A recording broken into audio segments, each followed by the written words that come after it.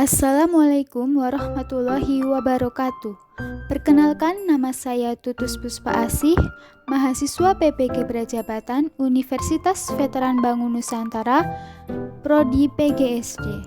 Pada kesempatan kali ini, saya akan menyampaikan kampanye praktik baik untuk memenuhi UAS perspektif sosiokultural dalam pendidikan.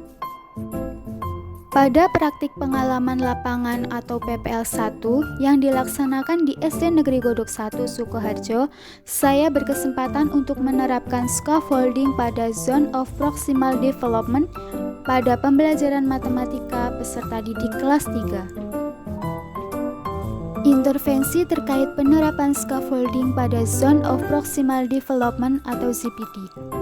Scaffolding itu sendiri adalah suatu teknik pemberian bantuan kepada peserta didik pada tahap awal pembelajaran, kemudian perlahan-lahan mengurangi bantuan hingga mampu memunculkan kemandirian dalam proses pembelajaran.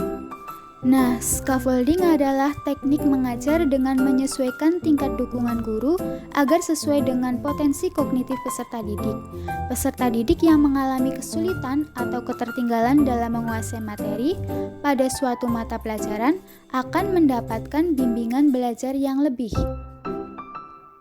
Metode scaffolding ini adalah konsep dari Zone of Proximal Development.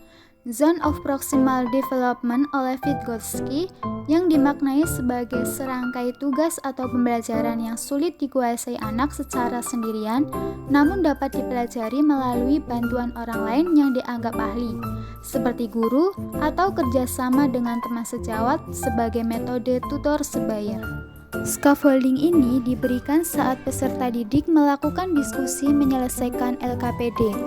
Guru berkeliling menghampiri peserta didik untuk memberikan bimbingan dan memastikan bahwa tiap anggota kelompok saling membantu dalam menyelesaikan tugas. Kemudian penerapan scaffolding.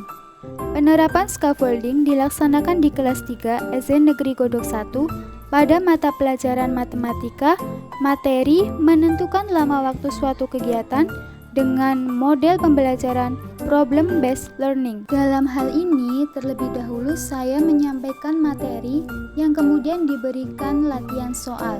Lalu saya mengurangi bantuan sampai peserta didik secara mandiri dapat menyelesaikannya.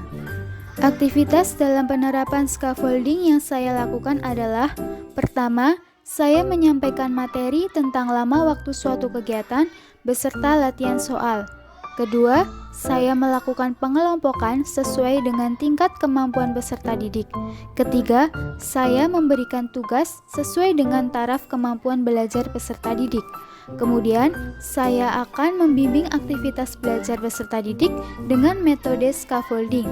Peserta didik yang belum mencapai zona of proximal development-nya akan mendapatkan bimbingan lebih dari guru maupun teman sejawatnya. Terakhir, saya melakukan evaluasi bersama peserta didik terhadap pembelajaran yang telah dilakukan.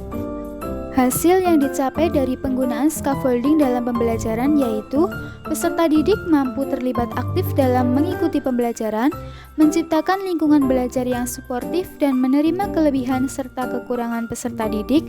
Peserta didik mengalami kemajuan dalam menyelesaikan tugas, khususnya terkait soal cerita dalam menentukan lama suatu kegiatan.